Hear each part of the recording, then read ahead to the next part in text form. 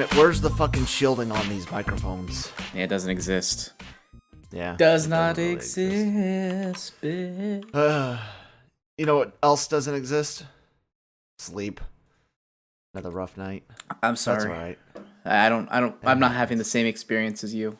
I was actually playing a good game last night. I played a little bit of Spider-Man. I was, been playing New Game Plus, and I thought to myself, does Horizon Zero Dawn have a New Game Plus? And it does. So I went and played that, and then I need a PS4. Went to bed. Yeah, fuck my PS4. That's what Nick said. He was like, I hate Sony. I was like, I hate Sony too, but I like Sony Interactive Entertainment. They're separate entities. It's true. I hate Sony Pictures. Yeah. But yeah, and then the wife watched Pride, Prejudice, and Zombies. How was that? She did last night. Oh, you didn't watch it? I don't know. I didn't care to watch it. I saw a couple things and I was like, so like, do zombies just exist? She's like, yeah, they've been around for a bit. I'm like, oh, okay.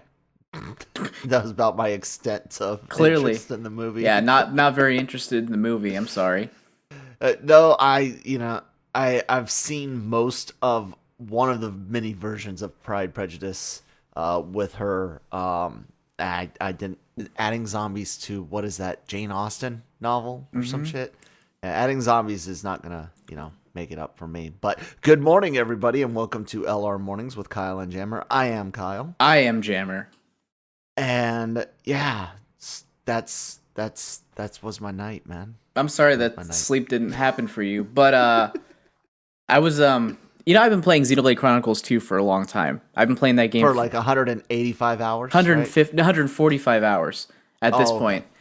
And there's still going, man. The game is still going. So like I when I say 145 hours, I have to give like a caveat to that, like an asterisk, so to speak, because there was this period where I had, because they have these things called merc missions. So when I start back a bit, they have these things called blades, and they're not swords. They are basically human-like creatures that partner up with you in battle, and they can even wield their own actual weapons as well. So that, and you pretty much can summon them. Not summon them. That's not the right word. They partner with you, and you could swap them out, and they have their own list of stats and stuff, and their own separate affinity chart, so to speak, of things that help get it stronger and stuff. So it's like you have a bunch of those, and if you have too many of them and you don't want to necessarily, go to battle with all of them because you can get dozens and dozens of them, you can send them off on merc missions where they get increase in stats that way.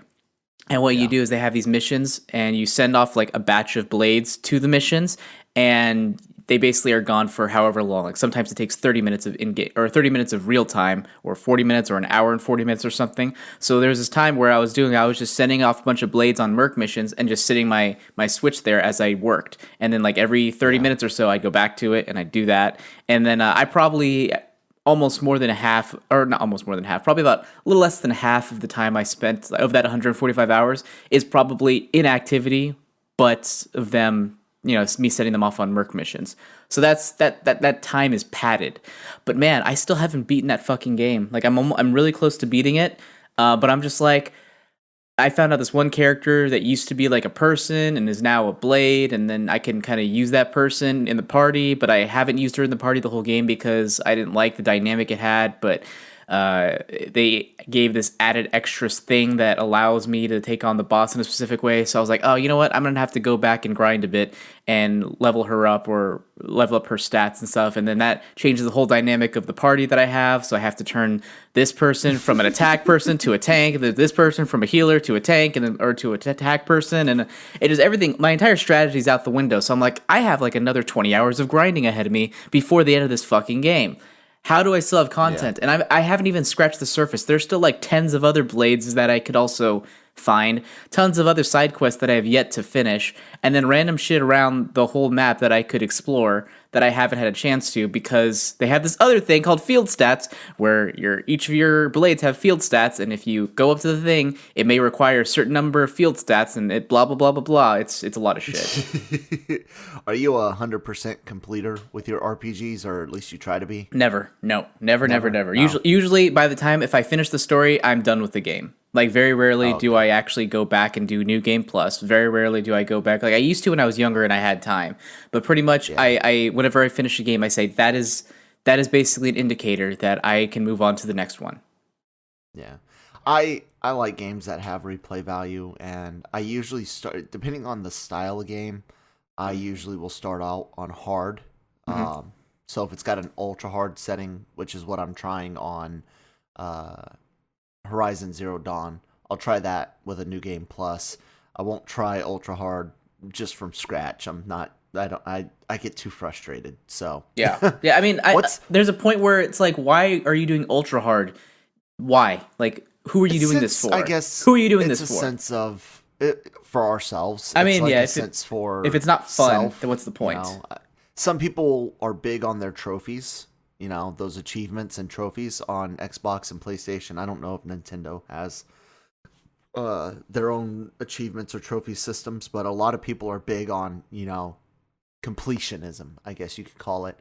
I get it, yeah, but I'm just saying, so, I get it, but I don't get it. To each their own. I get too frustrated sometimes, and I'm never one of those people, like, I'll hit the couch cushion, I'll get frustrated and like, God damn it, motherfucker, and I'll like punch the couch cushion, but I'm not one of those that slams my controller or throws my TV, or although I do love watching the videos like that. I'm like, you just ruined $4,000 in equipment. How do you feel? Yeah, probably doesn't help much. Was it really worth it? Well, the answer is no. And over the shittiest fucking game on earth, Fortnite. Go fuck yourself. No. Do me a favor. If you play Fortnite, go play Team Fortress 2 instead. Because basically Fortnite stole almost everything from Team Fortress 2, and then they're like, "Oh, we'll let you build stuff while you play." And yeah, well, it's updated. It's an updated version. It's an updated version. I mean, just because we're old doesn't mean that we have to disparage a game that's really popular. Well, I'll tell you this. This is the best thing about Team Fortress 2. I've been playing it since 2007, 2008, right? And it's got the world's best gaming community. And generally, it is older, but there's still lots of young people that play. I hear kids, straight up kids on it. I hear people in their 20s and people like me in our 30s and people a little bit older than me. But the community on Team Fortress is one of the best ones out there. Not too many people taking themselves way too serious. And part of that's because there's like inside leagues, inside like challenges and stuff like that, but there's no like major league gaming for TF2. And games like Overwatch, games like Fortnite, games like World of Tanks, some of their communities, man, because of how serious people take the game, like, especially when you're playing on team matches. And I know Fortnite doesn't really have team matches, or I don't know if they have a mode for team matches, but I know Overwatch and World of Tanks do. If you suck and the team loses, you're garbage. Fuck you. So you delete your fucking game, you fucking asshole. Like, I spend money on this game to fucking win. Oh, okay, dude. Wow, it's a fucking game, man. Like, you could spend money on Team Fortress 2 to get all the hats and skins and this, that, and the other, but very rarely have I ever heard somebody rage on Team Fortress 2. So I do really appreciate that. But I wanted to know, man, what is I talked a little bit about this with Nick on last week's LRM Ranks It, where we did Star Wars games. What is the hardest game you have ever played and never beaten? Hardest game, that's a really difficult one. I don't know. I can't do that. I can't even answer the question. I have two that are the hardest games that I have never beaten, and they are, I've never beaten Super Ghouls and Ghosts. Oh yeah, I never beaten that either. I actually tried that a few years ago to do that at a friend's place recently, or not recently, a few years ago. Yeah, I couldn't beat that. That was frustrating as fuck. I don't know if I'd call it the hardest one though. It's hard as fuck for me. I can't beat it. And Mega Man 2 on Game Boy. Say that again. I missed that. Mega Man 2 on Game Boy. I never played that. Can't fucking beat that shit. I don't like Mega Man.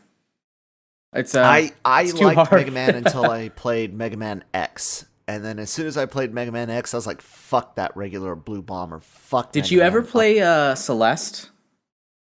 No. You should play Celeste. It's so good. It's that. Did you hear about it at all? Nope. It's a game Celeste. It's like this really difficult platforming game, but it's like it's hard, but it encourages you to die almost to where it's like just go ahead. It pretty much gives you like encouragement along the way. The music is always really peaceful, and the respawn time is really fast. Like you could die and then be back to the beginning in like 2 seconds. So you just keep going. You just keep trying. I recommend that game. That game is difficult, but it's like rewarding difficult, not frustrating difficult. I think they are managed to find that balance really easily or really well between difficult. Interesting. Yeah, Celeste. It's a fucking beautiful game. Is it like an indie game? Yeah, it's like an indie game, but it came out like last year. It was really popular when it came out and is really well beloved. So you'll see nothing but positive things, and it has a really good story as well that really kind of dives into depression and sort of the stuff revolving around that. It's really cool. Interesting. I would say probably, unfortunately, not really gotten into indie gaming. Of course, I've got a Steam account, and I see all the what is it, Steam Greenlight or Green something. They're like little indie game area in Steam, and a lot of the platform because I like platforms, I like side scrollers and stuff like that. I see them all the time, but I never play them. I don't know why. I'm just like this other flashier 3D action game looks better and worth more money, so I go and buy that. Do you play a lot of indie games? I don't know about a lot. If I have an extra like 15, the thing is it's nice because they're cheaper. They're usually like 5 to $30 depending on the game, and I don't know. It's a lot easier to get into, and they tend to be shorter, so it's like you can kind of go through them quicker. So I don't know. I don't know about a lot, but I go through a fair share of them. That's kind of yes. Yes, I will say yes. I think I play more indie games than I do AAA games for sure. And I think the Switch is really ripe for that type of game, those types of games anyway. But even before that, like on Steam and stuff, I would play indie type games. So, I think they're worth it. Beyond 2D platformers, though. I mean, I'm on Steam right now looking at their indie games, and there's like a game called Between the Stars, where I mean it's full 3D. Looks like star exploration and combat, almost like Homeworld combat. Have you ever seen or played Homeworld? No. Fucking amazing game. Homeworld, I think, if I'm not mistaken, I once read it started out as a Battlestar Galactica game. And it kind of follows the same thing. You're a group of exiles that find out where you're originally from. So you go back to your original home, and there's another race chasing you because they don't want you to go back to your home. And it's a beautiful fucking game. It has a great soundtrack to it. It's real-time strategy. Fucking classic. Came out in the late 90s, early 2000s. Mm-hmm. And it had a spin-off, sort of, and then a sequel. And the sequel was really badass. And they released an HD remastered version on Steam. And it's one of my favorite real-time strategy games ever. You play real-time strategy? No, I kind of stopped after Age of Empires back in the early 2000s. That's right. We talked about that once. You never got into like StarCraft or anything. You were an Age guy. Yeah, I was the Age guy. Played that online for a bit, and then kind of stopped. I think I prefer just turn-based stuff. Real-time, like maybe I can get back into it, but I think I find those where I'm just like I have to juggle too many things, and then at some point I'm just like, this isn't fun, and then especially when I'm lose, I'm like, I don't feel like doing this anymore. If I lose it and I don't want to go back and try again, I'm like, I just put in, 45, 50 minutes into this campaign or an hour, and I lost. I don't want to do that again. I think I'm done. I think that's pretty much where I don't rage quit. I just kind of just go, I don't want to do that again. And then I move on. That's basically what happened with me in Tomb Raider. I told you that, right? I had that bug in Tomb Raider to where there was like an hour and a half period that was completely lost just because I don't know why. So I was just like, well, I'm never going to play this game again. That's just not going to happen. I'm done. I had an issue like that a couple nights ago because you remember I told you I was replaying through Resident Evil 4, and I got to the basement of the castle, and I had forgotten about the mantis cockroach creatures that can go invisible. Yeah. And so I went down there and I got killed by one, and I was like, "Yep, I'm done for the night." Yep, I know that I feeling. don't have the patience for fucking invisible mantis cockroaches. So I'd hate to make this conversation take a left turn, but I can't Oh see any no. other way to do it. Okay. There's a recent rumor from we got this covered, so take it with a grain of salt. We got this covered. It isn't necessarily the most reliable outlet out there, but it is interesting. According to them, they've heard talk that Sony or excuse me, Marvel Studios is planning on making 9 standalone Spider-Man movies: 3 in high school, 3 in college, 3 in adulthood. Uh, Lots of implications there. But how do you feel about that? I don't buy it for $1. Um, I I don't even know if people would really stomach 9 Peter Parker films. I mean, eventually, I think everybody wants to see Miles in the MCU, or at least most people do. If not at the death of Peter Parker, like that happened in the Ultimate comic books, but even if they, Peter retired, however you want to do it, I think a lot of people want to see Miles in the MCU, especially after Spider-Verse was so successful. But I would be completely fine with Miles just being part of Spider-Verse. I don't know. It's kind of interesting.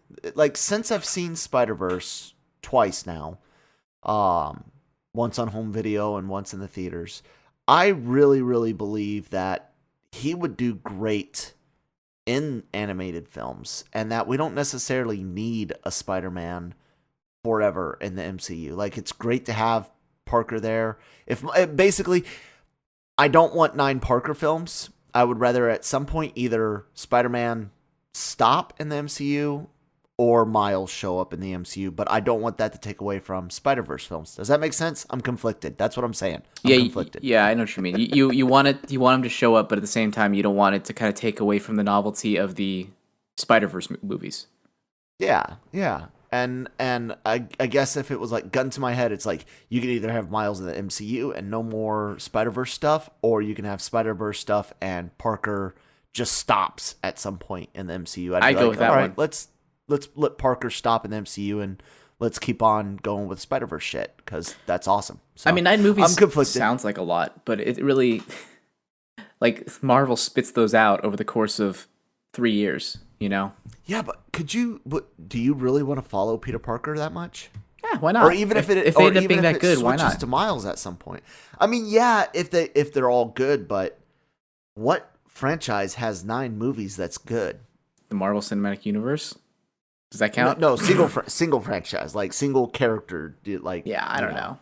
I'm not even counting. I mean, I don't even know if Wars those exist. Is there a No. 9 movie franchise Well, that follows your one horror person? movies. No, your no, horror those don't movies, count. Those don't count. That's it. That's what I was trying to get at. Like, that's it. So eventually, Spider-Man's already been to space, and that worked. So Yeah, I don't know. I think there's plenty of work. there's plenty of places that they can go, and I think there's yeah. plenty of good material for them to go into. There's plenty of stuff they could build up to. I think I don't mind it that much. But let's try to think here. Let's see, if there's one every 2 to 3 years, that means they'll be done in, so it's 7 more movies.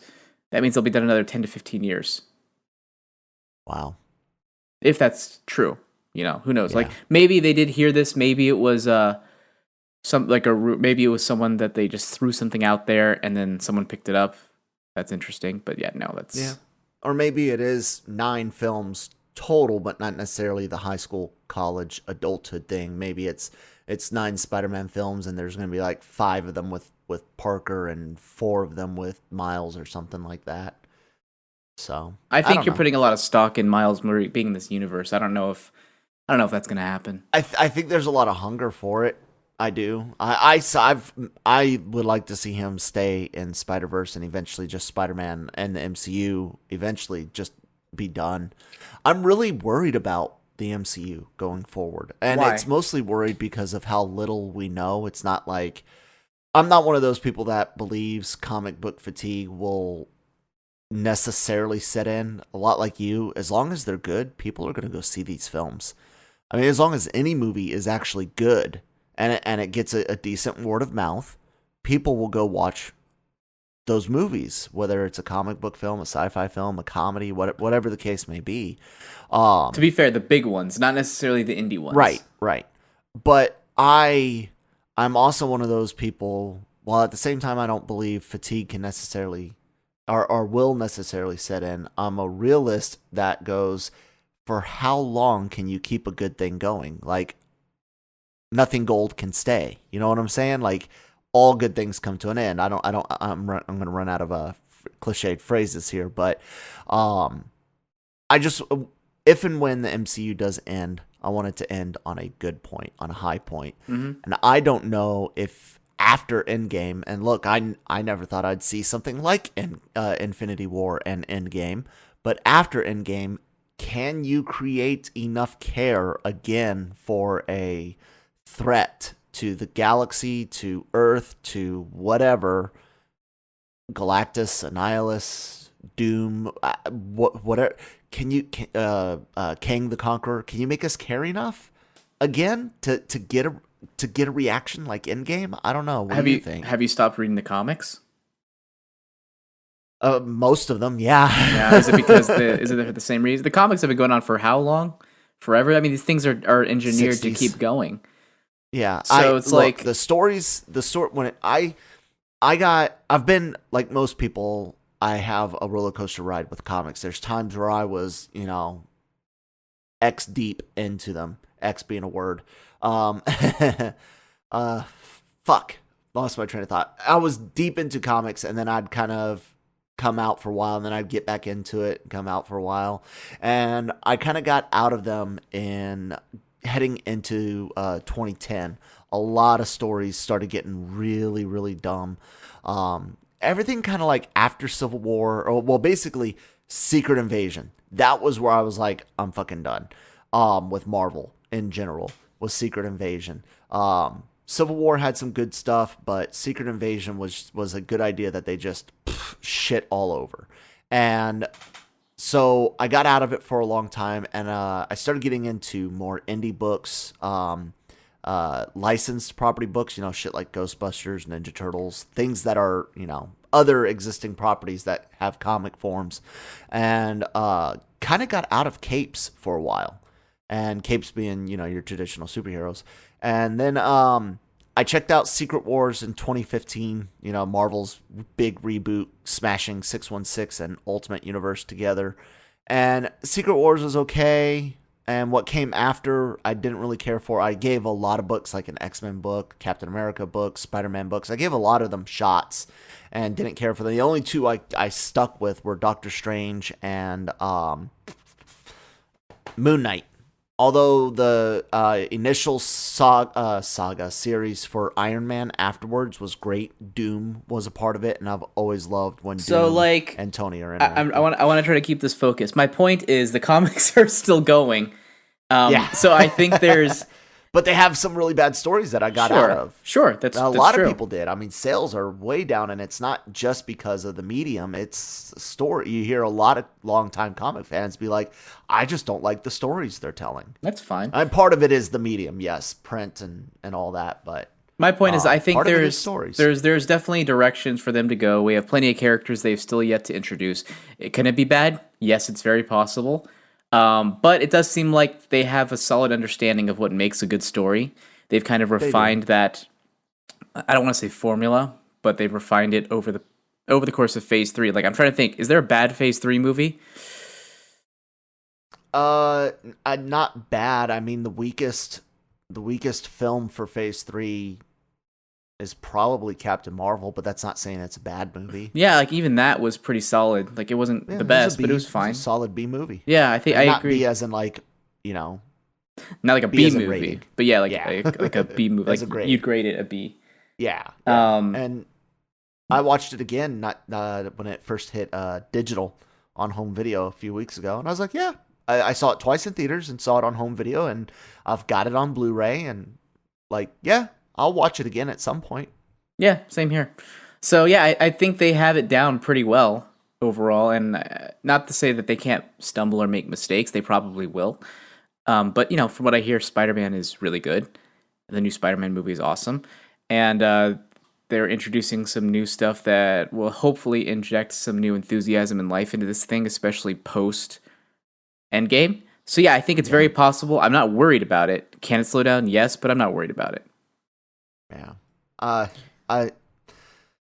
The MCU, I've heard a lot of people say, is this generation's Star Wars, and I think in some ways it's even bigger in some ways, but there's certain things about Star Wars that I don't think anybody will ever be able to top some of the damn near religious experiences people have had with Star Wars. Does that make sense? I mean, Star Wars came at a time where these movies didn't exist, so that's kind of all they were able to put their lives in. You know, we live in a different era where not only there's a lot of things you can invest your fandom in. Yeah, not only that, but even there's a lot of Marvel movies you can invest your fandom in. So it's like it's all kind of spread thin rather than sort of all being pelted at these 3 movies every 3 years. Yeah. Yeah, definitely. Well, I just it's a great time to be a fan. It's a great time to be into geek and pop culture, and even more than a good time because of content, it's a good time because of acceptance. You know, you and I are in our 30s, and we can remember a time when this stuff wasn't necessarily as popular as it is today. You know what I'm saying? Mm-hmm. And being a geek today doesn't necessarily come with the heartache that it used to. Doesn't at all. Not even close. It's mainstream. Exactly. I've always been a big horror fan since I was really young, and I can remember when people were like, you know, didn't care for monster movies, didn't care for horror movies. Those were stupid movies. You watch that stuff, you're lame. And now, you know, Walking Dead, it was at one point one of the, you know, #1 shows on television that's all about zombies. You had the big vampire craze going on, even with romanticized vampires and shit. Like, it's such a wonderful time to be into geek and pop culture, and I'm really glad my son, who is into this stuff, I mean, his room is full of Ninja Turtles and Star Wars, and did you see the pictures of the little construction paper Death Stars? I did, yeah. I love my kid. So it's a great time for him to be coming up in the world, and it's awesome. Yeah. And it's a great way to end the show on a positive note, right? Yes. So thank you guys so much for tuning in today. We really appreciate it. Leave some comments. Tell us a little bit about the games that you've been playing recently, your favorite games in the past, and tell us what is the most difficult game you have never beaten. That'll be the question of the day. Okay. Make sure you guys are checking out LRMonline.com. It slipped my mind for a second. Make sure you guys are checking out LRMonline.com every single day for all your entertainment news and needs. You name it, we got it. Go to the YouTube channel, check out that stuff there, like, share, and subscribe there. Wherever you get podcasts pretty much now, especially big shout out to Brendan Jones for helping us get on Spotify. You can find LRM, Most Fanboys on Spotify. Wait, hold on. We changed it. It's the LRM Online Podcast Network now. Okay. Yeah, there we go. So the LRM Online Podcast Network on those things, on those platforms, of which we have Los Fanboys, the flagship podcast, Breaking Geek Radio, the podcast, the premier podcast, as they say, LR Mornings, our week daily show, and LRM Ranks It every Wednesday. So those are all the things that comprise of the LRM Online Podcast Network. And this week, you will have Rogue One, a Star Wars story from Last Call Podcast, which is a monthly podcast on Star Wars movies leading up to Episode 9 in December. So yeah, lots of fun there. Mm-hmm. Yep, make sure you guys are sharing, subscribing to all of that stuff. We appreciate you guys checking us out. Jammer, where can people find you? You can find me on Twitter at JamTheWriter, and all of my film and TV stuff at LRM Online. Good stuff. And you guys can find me at ThatKyleMalone on Twitter, as well as LRMonline.com and a lot of other things. Thank you for listening. We'll talk to you tomorrow. Bye-bye.